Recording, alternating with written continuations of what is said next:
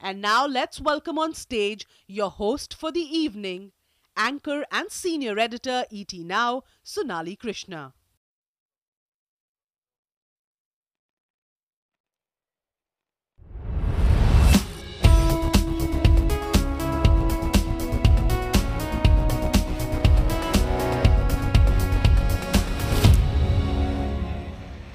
Good evening, ladies and gentlemen, and welcome to Leaders in Conversation, brought to you by Mercedes-Benz India in association with the Times Network.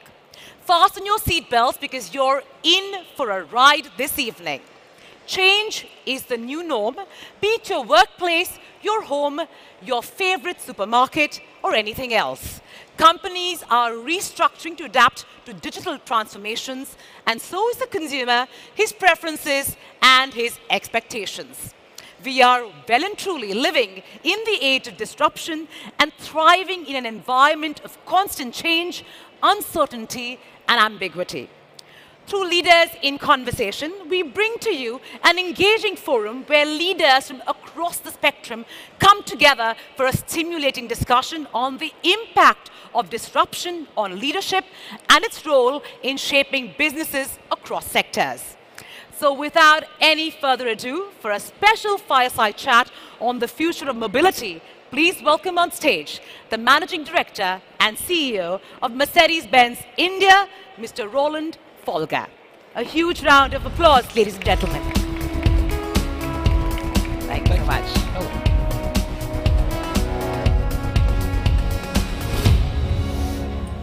Okay.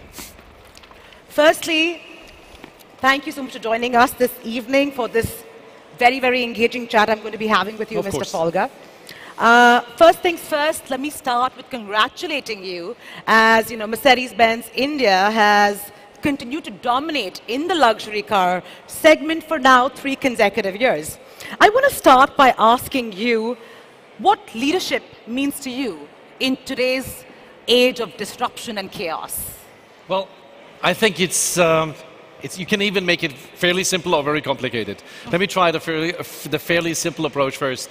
I think leadership means that you have a clear understanding of your role and your position within the marketplace. You are aware of what it is that your offerings differentiate yourselves and how much they interact and how much they relate to what your customers expect from you. But then it gets complicated, it gets interesting, because leadership is not simply a path to the future, and it's also not a recipe that you can bake up in your kitchen. Sure. Leadership is a result from dedication, finding the right team, finding the right people, especially that work with you, and then making it work in a rapidly changing environment. And I just wanted to emphasize again, it is really about the result, the end result that we're talking here. Absolutely. It's all about the outcome, and that's the world we live in today. Yes. But, just talk about the Indian automotive industry for a bit. As you are aware, electrification may significantly impact, component manufacturers and, of course, the automotive industry at large. How prepared are, automotive stakeholders for this grand disruption that we're possibly going to witness in the near or far future? I don't know. You tell me that. And how do you think the industry can really ride this change and expand into new areas, so to speak? Well, the big challenge that we all face is that besides one kind of powertrain, and that was traditionally always the so-called internal combustion engines, now we're faced with the difficulty of coming up with a completely new solution and do it in a customer-relevant way. Right. And I think that's what the whole automotive industry is struggling with. Naturally, it's a benefit for new companies that just enter the field and are only focused on the electricity field, that they have a certain advantage, a timely advantage, because they can focus all of their energies on electric vehicles alone. Now, in India, we have seen recently that there was a very courageous statement by the government where we are supposed to basically provide in India 100% electric vehicles by 2030. I know.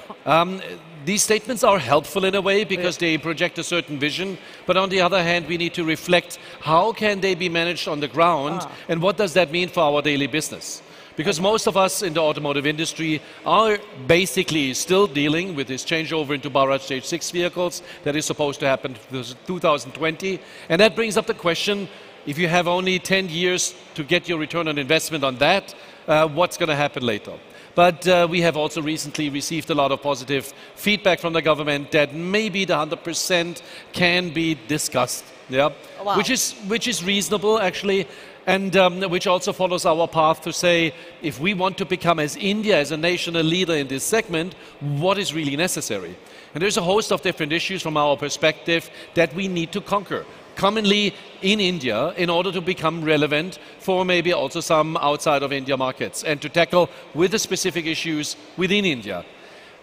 Only if we together can come up with a clear understanding of what is necessary to do that, will we be able now to get back into that leadership again. Mr. Folger, you have to agree that, this entire transition process with the, electrification being the new norm, has given many automakers sleepless nights. How do you look at turning, you and your stakeholders and your entire industry look at, turning this disruption into an opportunity of sorts, if at all? Well, I think on the one hand we have a huge challenge, especially here in India, and that is the pollution that we face in our cities. This is something that everybody goes through, where the whole automotive industry is basically looking at their navel, meditating, trying to find out what can be the future, what can be future solutions, and who is going to do it first and who is going to do it best. Sure. So with that in mind, and we're talking about leadership in that field, everybody is coming up with their specific solution to issues. Some talk about mild hybrids, full hybrids, plug-in hybrids, electric versions of vehicles that hopefully can help us in address these issues. We have been always very, very trying to be also a thought leader in that process to trigger discussions internally that we need to do before we first make decisions that will affect India as a whole, and amongst them being like, where does electricity come from? How green, how clean is the electricity really at the moment? What are we going to do with recycling? Yeah? Because if we want to paint this whole endeavor green, we really need to be green in the end. And that throws up a lot of questions that we need to ask and that we need to answer before we go in such a direction. That brings me to the question, Mr. Folger, is how is India placed in terms of, sheer regulations and incentives to foster this so-called green mobility?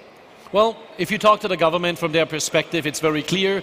There is a different GST set up for electric vehicles, and from their perspective, it's also enough. Yeah.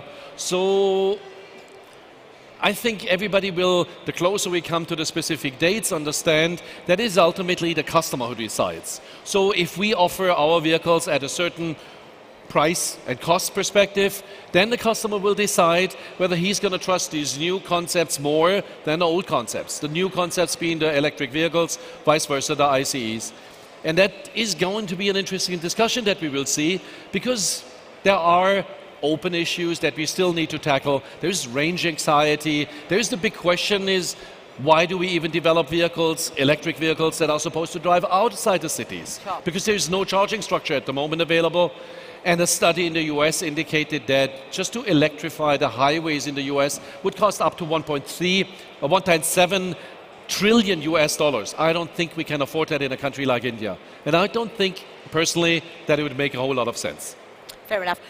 Last question before, of course, I open it, I invite, our very esteemed panel, is do you think, there is enough being done in terms of ensuring that when electrification does happen, I believe that the cost of any car will go up significantly. For a market like India, do you think consumers who are anyway very, very price sensitive, this will play a big part? Of course. And I think that's something we also need to get ready. Because there are high hopes that we can export that technology as well, that India becomes a hub, at least for the Asian region, producing and also exporting electric vehicles. That remains to be seen, because a lot of things need to happen before that export or other issues can happen. And again, the disruption is going to be for us, how can we make all of these things work together with investments that we have done into facilities, with the impact that electric vehicles also will have on customer preferences, and for instance, their after-sales service that they require from our dealer network that we have built up. All of these things together will be and need to be evaluated. That's why we're eagerly waiting and looking forward to see the plan from the Niti Aayog that will go to the Parliament to be ratified there. And that will give us at least a goalpost to start developing our vehicles to fit the demand that might be seen as a first wave in India. Well, Mr. Folga, I think you'll agree with me when I say that we're definitely headed for very, very interesting times. Yes, definitely, without any doubt. Well, on that note, firstly, appreciate your candid speak, but I'm not going to let you go, so please be seated. It's now that time of the evening, the reason that we're all gathered here this evening. It's time for the Power Panel on Leadership in the Age of Disruption. Well, I'd like to invite on stage my first panelist, Mr. Suresh Narayanan, the Chairman and Managing Director of Nestle India. Suresh, if I could please have you on stage. I don't have a chair.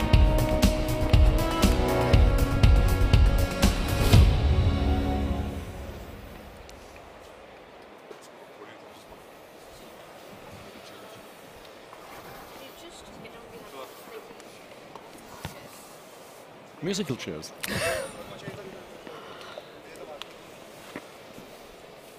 Thank you. And welcome. Thanks.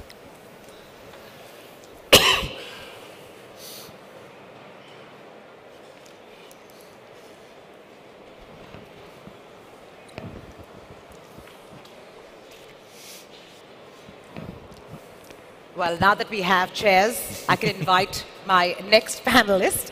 I'd like to invite Mr. Wolfgang Will, Senior Director, South Asia, the Lufthansa Group Airlines.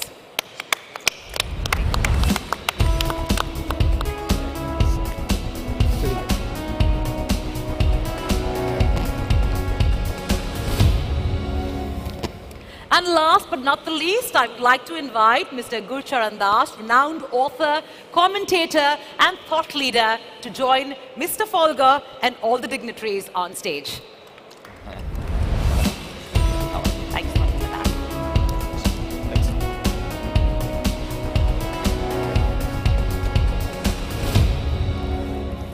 Well, now, we all agree that disruption is the new norm today. And we all agree that, as leaders, you all are living in a world of chaos like you've never seen before. So you can call it challenging or try, you can call yourself lucky or unlucky. But as the case may be, I do think it makes for a wonderful conversation today on how you're dealing with the new normal. So I'd like to begin really with you, Mr. Das. Before I go on to practitioners of today, on how do you look at leadership today? Do you think the leadership of today versus the leadership of yesterday needs to be different, or do you think otherwise? Well, I think that leadership doesn't change with the times or with the fashions, just as business doesn't change. And I think we make too much of the Japanese style of business or the German style of business. The basic rules of business are universal. And so I think we begin with the mistake that all of us make. And I'm just staggered that business schools have not realized that they are teaching something wrong to our young people. The mistake we make is that we hire people for their skills and try to train them in attitudes, when we should hire people for attitude and train them in skills. We overvalue intelligence when we should value things like determination, humility, integrity. I've been fortunate years that I spent as a business leader and then later as a political commentator, having met people, many leaders. And I think that the mistake begins when the most important decision a company makes is when it hires a new person into the company. And what do? We get a CV which says IIT, IIM, Harvard Business School. Well, we said, of course, we must take him. And really, what we should be doing is actually, and when we do the interview, we're always asking the person what he knows. Well, he's obviously very good if he has done all with that kind of background. He knows everything. And so our interview is wrong. You know, we should be finding out how he solves the problems. Anyway, this has come home to me just a few years ago. I went to buy a birthday present for my wife, a sari. And I went to Lajpat Nagar, and the sari wala showed me 40 saris. And I was quite confused, but instead of buying one, I bought 3 because he had that kind of attitude.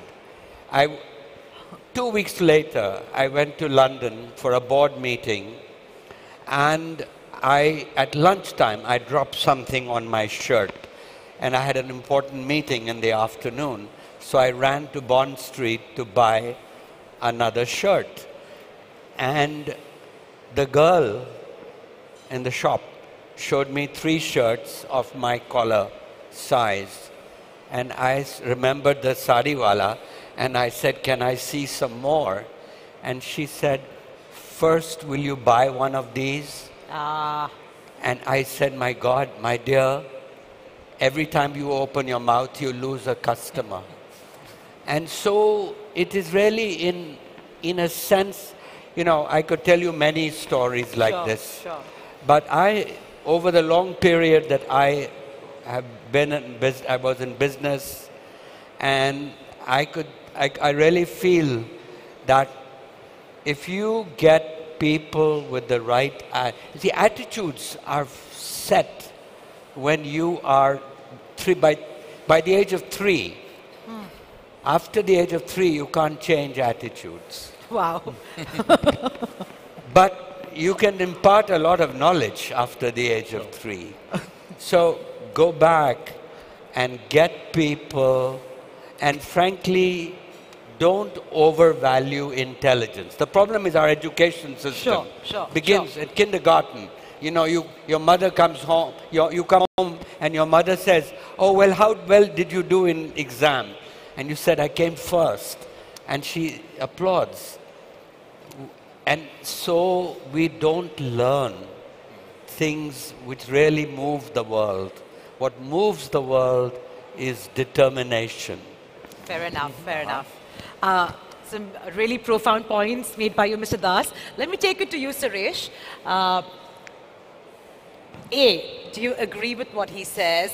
And I want you to very specifically answer first whether you think leadership requires a change for today than we saw it yesterday. How different are the operating worlds today? And I want you to throw light on some of the challenges leaders like yourselves face in today's rather complex landscape. Sure. Look, I think firstly, I completely agree with what Mr. Das said. I believe that the tenets of leadership have not changed. The context of leadership has changed. And on a lighter note, I had neither the IIT, nor the IIM, nor the Harvard Business School. And somebody, I think, made that judgment many years ago to take me into an organization. I'm deeply grateful for the exposure, the experience that I've had. And for me, really, leadership is not a role.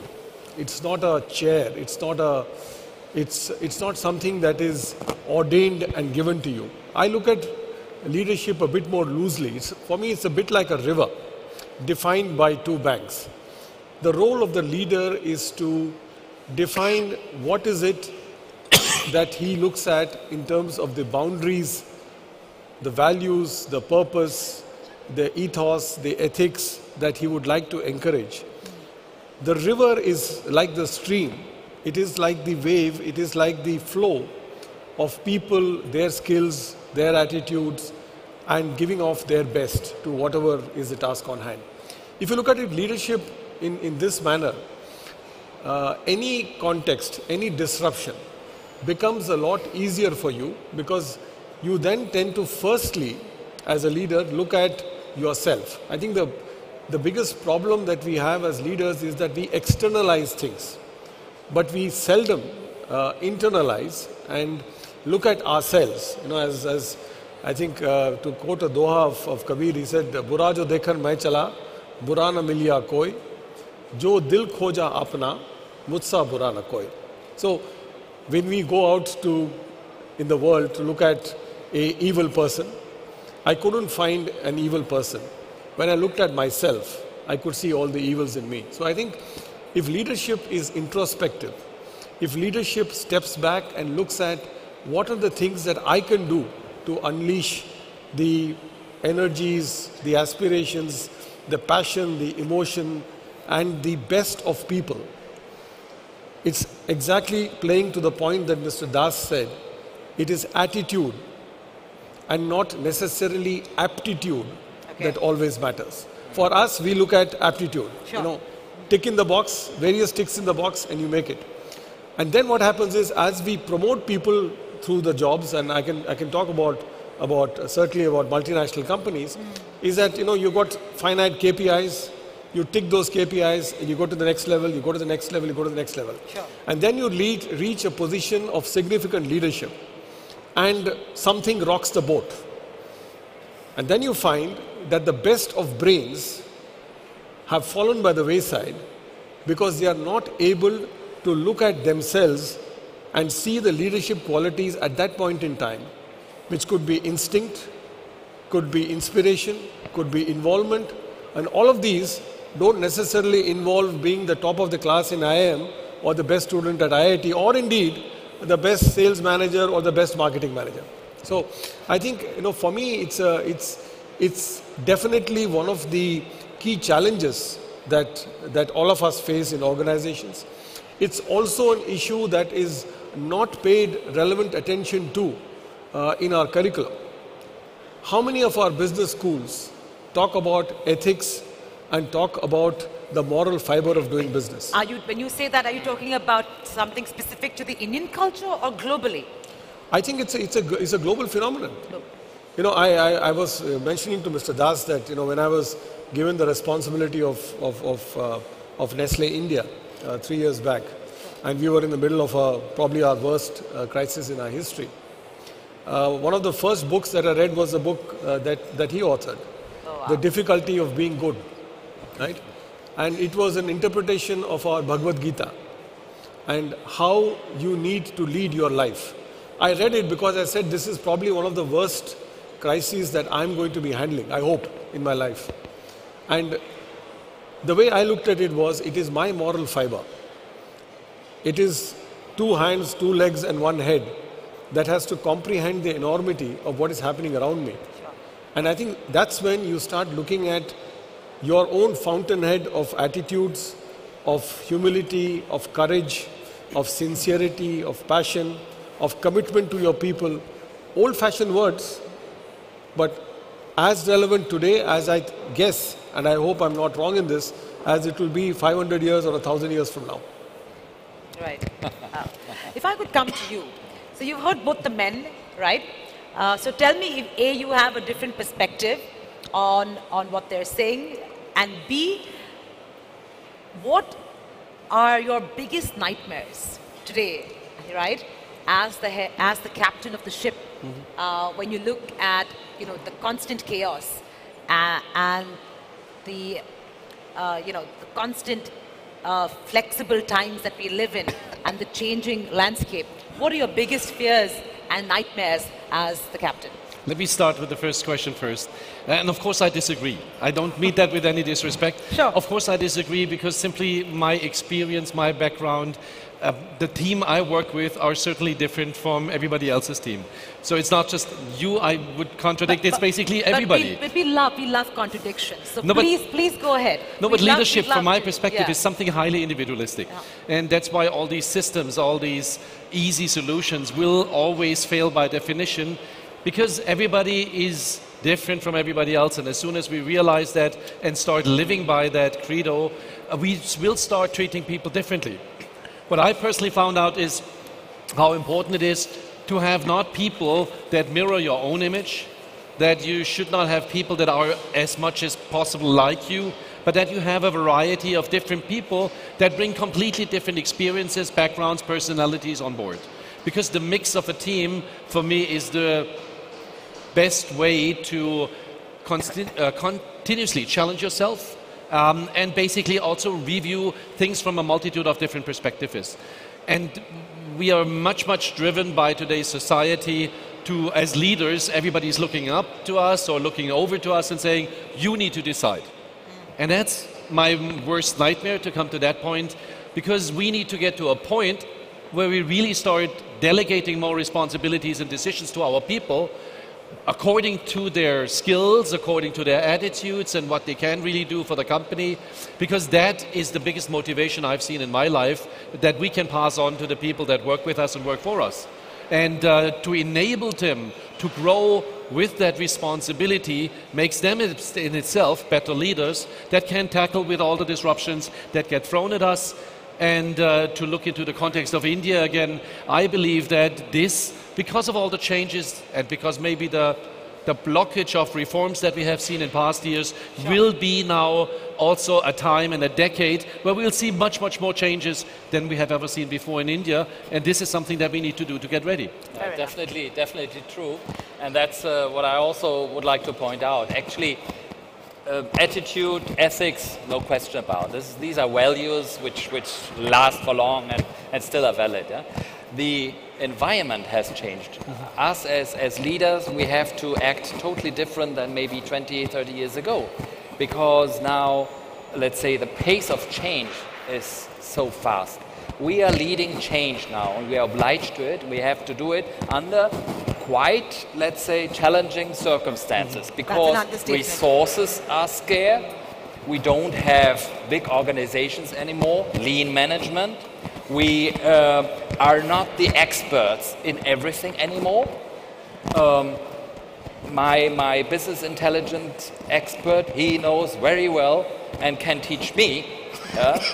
That's the difference then in the past, where you actually as a leader, you were the one who had to have control over everything. Now I need the right people at the right moment, empowered, and I have to try to form and create the environment so that my team can really excel. And that's quite challenging, because that means also that you take a step back and look at yourself differently. I know Mr. Das, I know you're itching to say something, but just before I come to you, tell me quickly if you think the leaders of yesterday, right, and the leaders of today, what is the big difference you see? You have to be faster, you have to react, because changes are every time there. You waste your time if you make plans for 5 years, because in 5 years the reality is totally different. Fair enough. You better don't work on solutions 120%, as us Germans love to do. Yeah?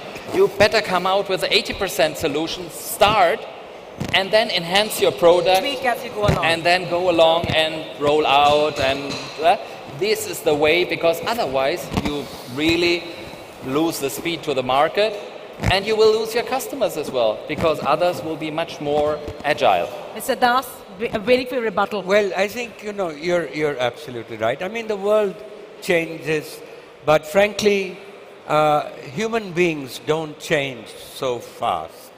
In other words, it's been, I think I would say, about 200,000 years that human beings have been pretty much the same. And really, so I come back to the question that how in an interview can you tell? Do you know the person is bright? He's top of the class in his school, and you want, how can you tell that this person has that Napoleonic determination? I have a question. I have a rebuttal for you. How can you tell, is your question, in an interview if a person has the aptitude and the attitude to, you know, be the perfect employee? How can you tell, for instance, in the Indian context, when you meet a woman for arranged marriage, that she's really the one for you and the perfect partner for life in a meeting? Right. So the answer Please tell me. to both questions, whether it is the woman you meet for the first time or the candidate you meet for the first time, is frankly that you don't rely on that interview. If you do the interview, don't ask the person what the person knows, but always ask how he has solved the problem that he or she did. So the answer in both cases, whether it's an arranged marriage or a marriage in a corporate to a corporation, is time. And none of our companies, I only know one company, Goldman Sachs, which will take the top 10% people from Harvard Business School, but they will do 30 interviews with that person. Now that's also not a very good way of doing it. So the answer is what most of us do, which is bring the person the summer before and do a 2.5-month interview by giving that person an internship. So similarly, in an arranged marriage, get to know her well over a period of time before you decide to marry her. That is. I think we all can sign up to that without any reservations. Well, actually, my son would love this idea that you don't have to present any credentials before applying for a job. But actually, I also think, and that's the way today we conduct the interviews. Actually, we do role plays, we do a lot of things which are more targeted in knowing the person a little bit, his way of how to approach a situation, how also to handle this uncomfortable situation of an interview. Sure. Sure. Because just looking on the CV, that is actually also boring. So clearly the wooing period while recruitment has become much longer. But just to bring it to you, I think somebody talked about a very interesting point of, I think 5-year plans are passé. Would you agree that, this whole 5-year, 7-year, 10-year plan is passé because A, the CEO doesn't know if he's going to survive 5 years in the organization, and B, you don't know if how your environment will change, let's say in a year from now. So how can you plan for 5 years hence? I think I completely agree that in the volatility and the VUCA environment, as you call it today, trying to make 5-10-year plans is really a bit futile. And I think what's also in some organizations changing and needs to change is, for some of us, strategy has been put the number and then work backwards to what the strategy should be, right? Which sometimes is self-defeating because the strategy is not the goal. We sometimes confuse the strategy with the goal. We put the goal and then we work back to what the strategy would be. I think today it is more minimalist. What we have really is what is the essence of what the direction of the organization is. That can then morph into something larger or smaller, depending on the circumstances. I think that's where the leadership capability comes, to accept failure, retraction, and going in a different direction. Most of us have been measured by hit rates. Have you got 7 on 10 right, 8 on 10 right, 9 on 10 right?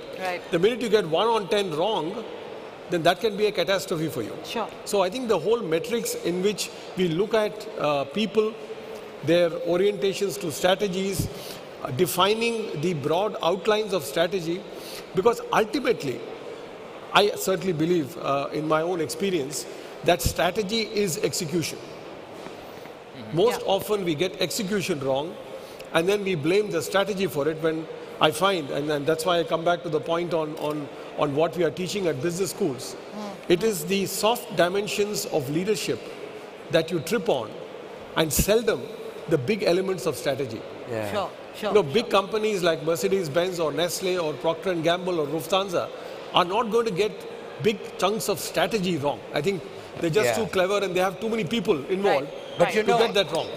where I would also add to what you say is, and again we're coming back to the attitude thing, that eventually what separates the great companies from the less great companies is not strategy but execution. That's right. And part of that attitude is the bias for execution. Unfortunately, our whole education system is such that it gives a bias for thought Sure, fair enough. rather than a bias Absolutely. for action. Yeah, that's true. Let me come to you, Mr. Wolfgang. I want to talk to you, taking a cue from what he said about execution. I want to talk to you about how our companies dealing with decision making.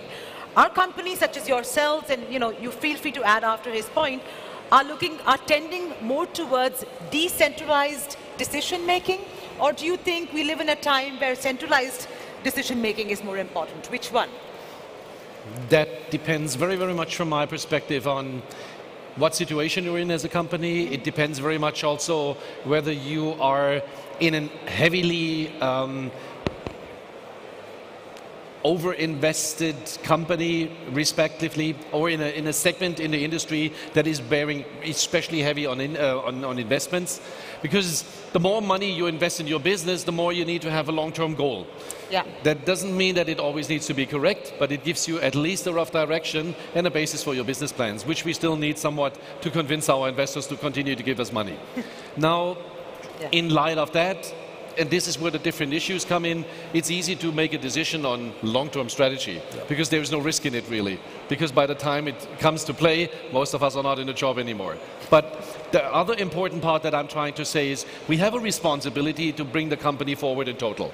Now we need to bring in the teams, the people that later on have to make it work, the people that on the ground are responsible for doing the right things and also at the right time.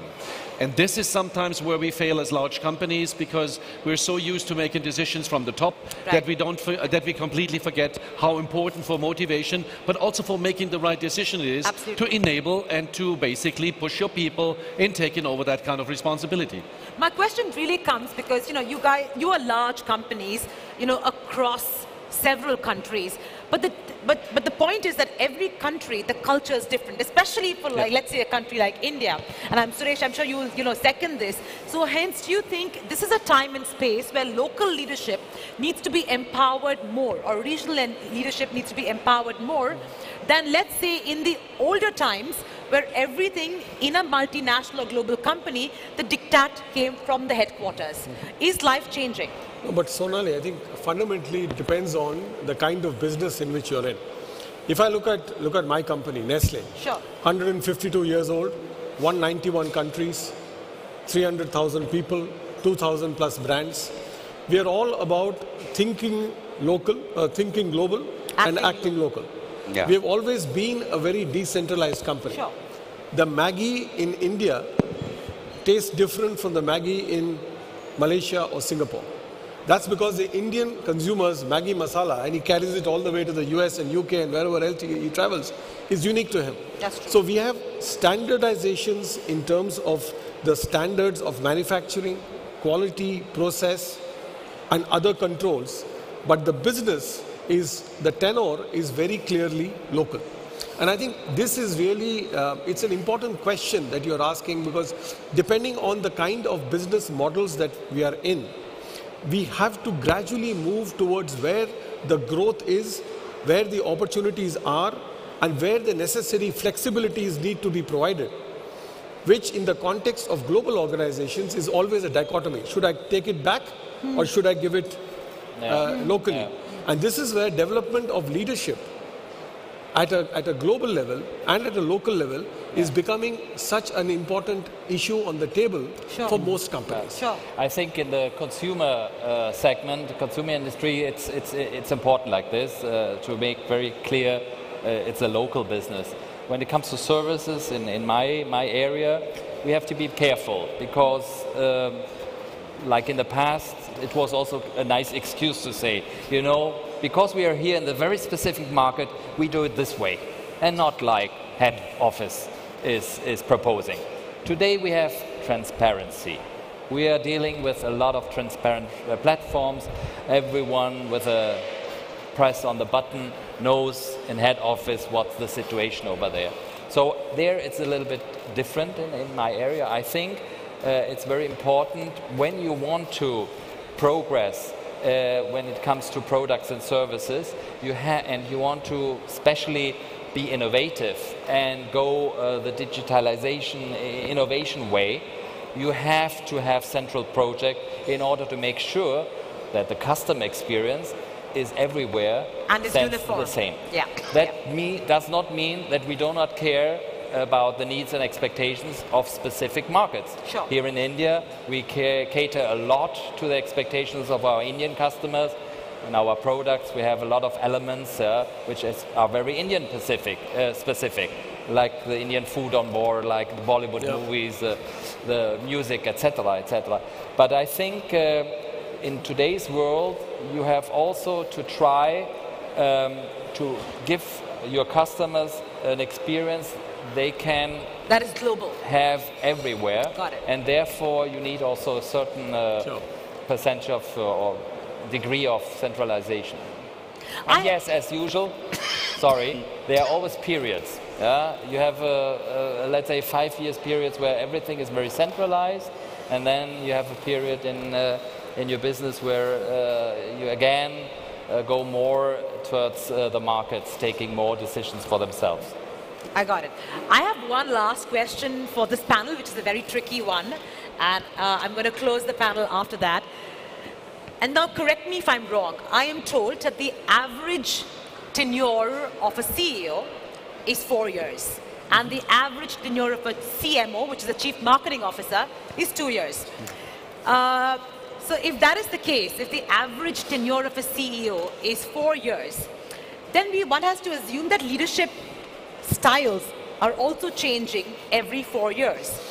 Given that large companies and large organizations adapt themselves depending on who the leader is, do you think today it's also worthy to question how organizations adapt when leadership changes are so rampant on the top?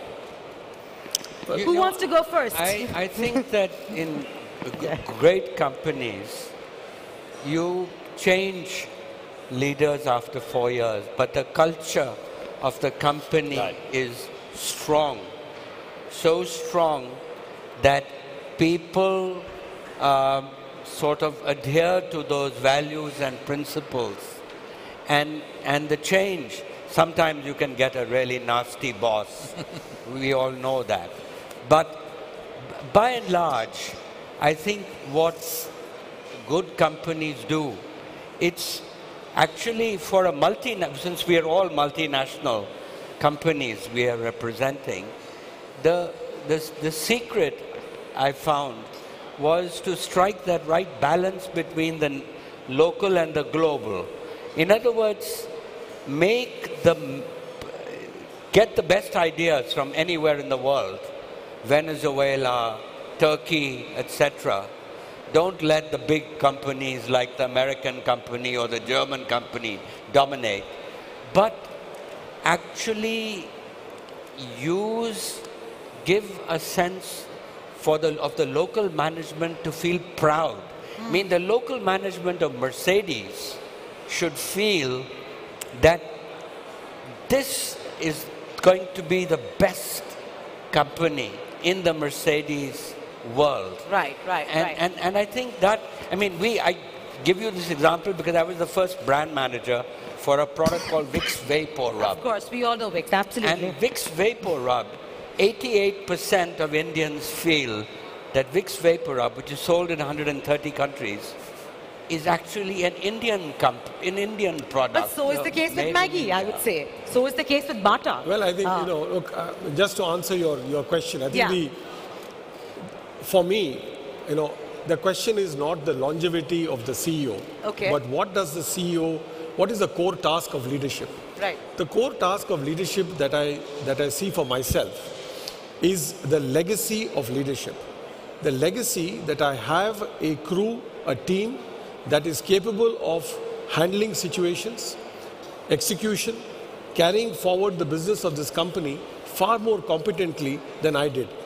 And therefore, the core role that I see myself playing is to embed, to direct, and to ensure that the purpose and values of the organization, loosely defined by the term culture, are maintained even if I am not here as the CEO of the company. But do you think this is a very optimistic view and, and may not be the case in every place? Give me your views. It is not optimistic, because I think I come back to the question the point that Mr. Das made. Great organizations embed cultures and they allow for disruption in the environment to affect them, but they don't allow their core cultures to change. So when I move across Nestle worldwide, I move only to a new Nestle location. The feel and smell of the office is exactly the same. That is the secret of great organizations. And I think if you do that well, then you maintain the travails of leadership. As Mr. Das said, you can have one or two nasty bosses coming in, but they are blips in the sands of time. It's fundamentally how you carry the culture, purpose and values forward as a leader and ensure that you keep yourself humble, you keep yourself engaged in that single cause. What do you think, Mr. Olga? I've been working now for Mercedes for 38, close to 39 years. So I've seen a lot of different styles of leadership coming and going, from the very top down to middle management. And the main experience was actually that there were, with each and every CEO on the very top, significant changes on overall policies, overall directions, governance, compliance, and what have you. And that at the moment, and we also have this leadership in a context of leadership in the market and in the leadership with your customers' preferences, I think that at the moment we are creating knowingly a new culture in our company, not only here in India, but we see with great pride that also in Germany on the headquarters side, we're basically, I wouldn't say reinvent, that's a too strong word, but we're really looking at ourselves and say, is this really the company that can also be successful for maybe another 130 years? Fair enough. And I think that is the challenge that we all go through with a highly individualized approach. So one size certainly does not fit all. Absolutely. And as our disruptions mean that our industries are changing, I think it's our obligation as leaders to actually accept the fact that something needs to change, and that we need to, as leaders especially, we need to lead that change. Meaning, we should not be the one who slow it down, we should be the ones that initiate it, support it, and then see it through. Whether we're going to be 4 years, 2 years in the job, or 10 years, doesn't, and it should not make actually a difference. I'd like to give you the last word. The last word, yeah, well, and the change does not stop at the company culture, because also the company culture is evolving. The Lufthansa 50 years ago was a different Lufthansa. The Lufthansa in 10 years will be also Lufthansa. Different. Why? Yeah. Because the people are different, and we are talking about new generations who think differently, who have other perceptions and other goals. And I think that's actually the beauty of it, to being heading such organizations, because you really can contribute to this change and make it happen. At the end, yes, we all want that at the end there is success, that is a successful change. And I think whenever you reflect on yourself and your function and see the goal to really move this organization with its team, with its entire team forward, that then you really can really get a lot of out of this role and a lot of satisfaction as well out of it. Well, on that note, thank you so much, gentlemen, and all the very best to three of you who are currently practicing professionals, and hopefully you will manage to steer your organizations during these very challenging times that are currently we are facing, and of course in times to come. And Mr. Das, thank you so much for giving us your old world view and the old world charm that came with it. Thank you so much. And to all the audience here, thank you for being such a wonderful audience. And I hope this was as exciting for you as it was for me. But it's now time to lighten the mood a little with the perfect ensemble performance by two upcoming talented artists. Please put your hands together for Shravan Sridhar on the violin and Naveen Samson on the guitar. Thank you. Thank you. Thanks so much. Thank you. Thank you.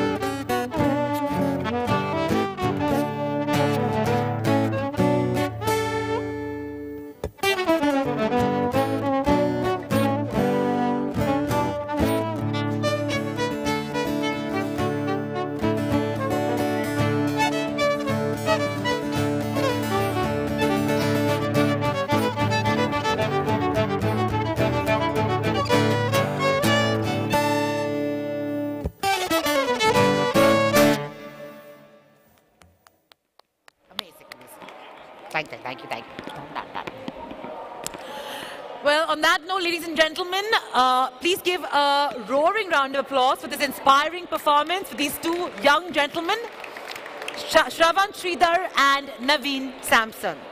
And with this, we come to the end of this very fascinating and scintillating evening. On behalf of Mercedes-Benz India and the Times Network, I would like to thank our esteemed panelists and guests who have made this a rather special evening.